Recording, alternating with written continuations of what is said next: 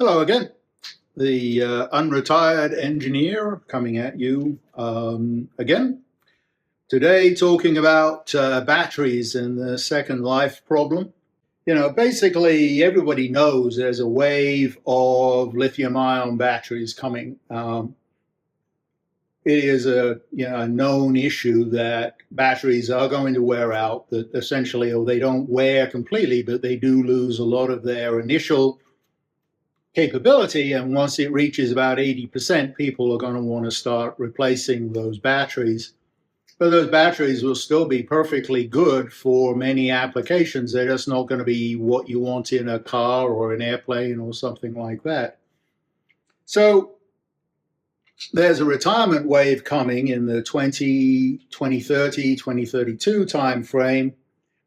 And there's a lot of work going on, academic and a little bit in the background in small companies, working on a small number of cherry-picked items to work through some of the issues. But the volume hasn't even hasn't even started yet.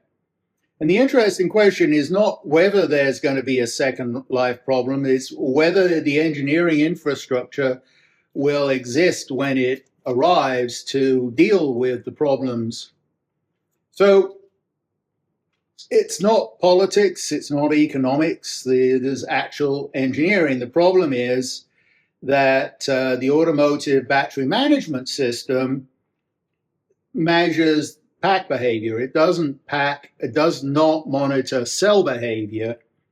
And when you inherit a pack, you may know what is all going on at the pack level, but you don't know what's going on at the cell. There might be a cell in there that's incipiently about to fail because it's far off the curve.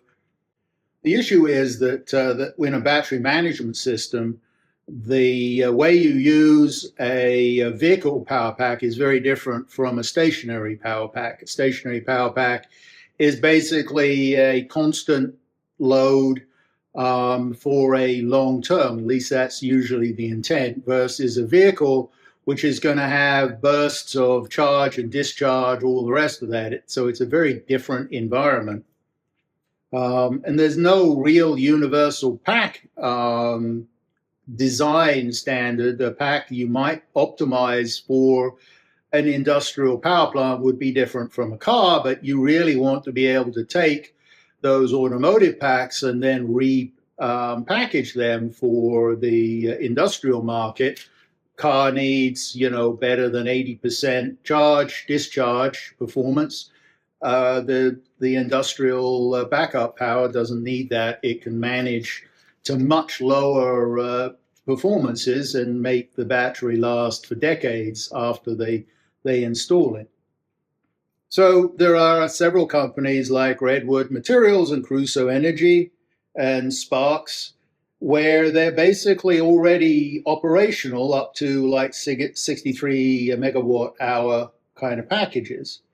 And they've had pretty good performance, 99.x uptime, and they're expanding upwards to 500 megawatt hours pretty quick. So there's a lot that's going on, and they're being connected to solar plants and wind plants and to AI data centers for backup.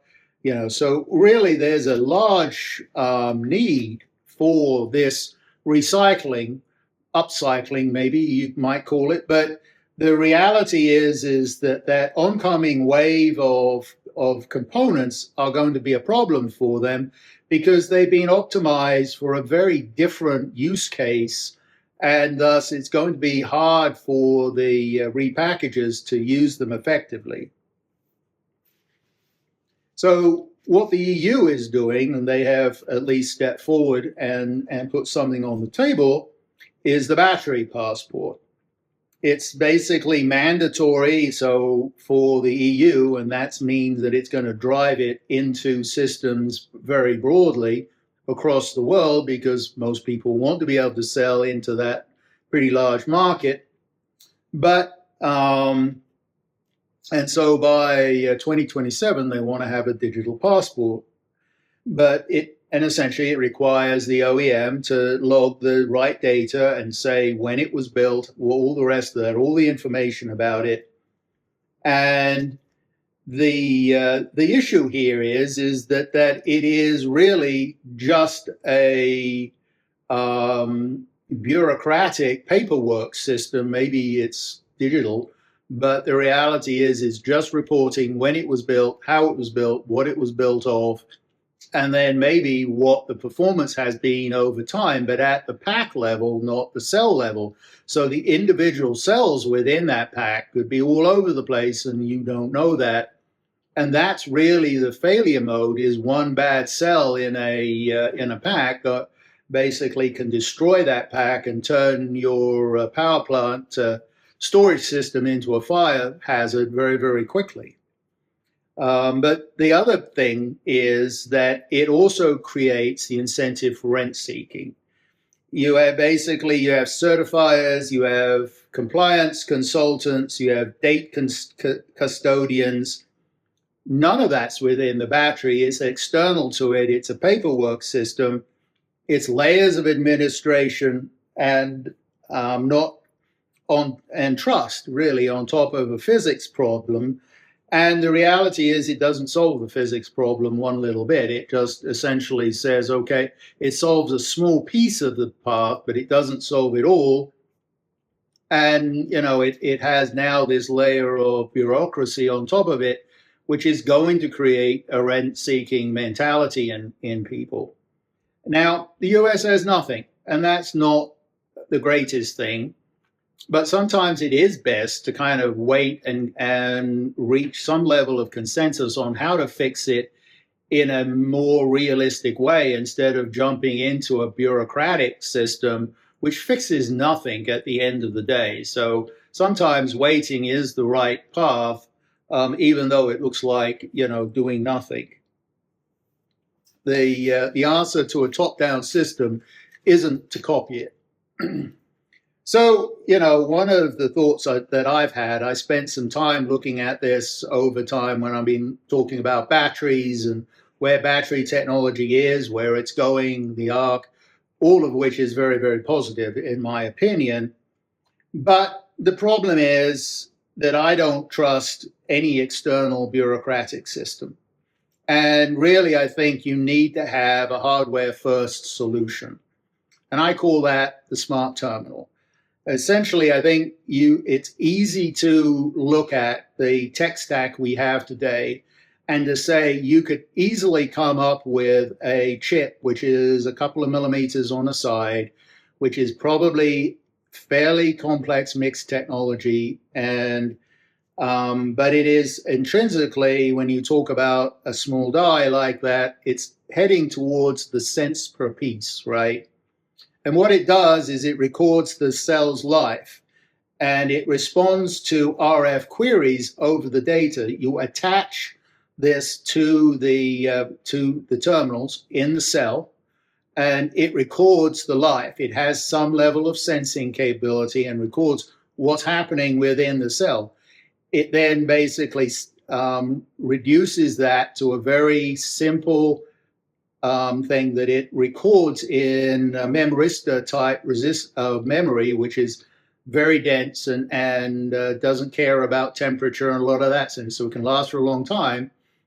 You could design it to be a 40-year repository of history on the device. Simplified, but at least tells you that thing's been, overheated, overstressed, it didn't behave really well, and then the front end of the chip is an RF, and essentially you send an RF signal over the DC bus. It addresses everybody, all of the cells report back, I am cell number, blah, blah, blah. And then it goes back and then says, cell this, tell me what cell, the next and next. And essentially you can quickly get a complete idea of what every cell in the battery pack is doing, has done over its life, and you then have a hardware technology. The chip is a chip. It has to go in some kind of package. It will have to have an interface, which is an RF interface. It has to be protected against the the relatively harsh environment within a battery pack. But none of this is impossible. It is all technology that already exists. And when you think about EV cell volumes and you say, okay, this chip is maybe a fairly technologically advanced chip, but it is one that is very small and is being produced in billions. You now are talking about a 5-cent chip or a 2-cent chip, and it looks very reasonable to add to the cells to allow them to have their own history. And that way you can look at the whole thing, and you can maybe, when you're redoing the pack, you go in and say, okay, I know that cell, and that cell are bad.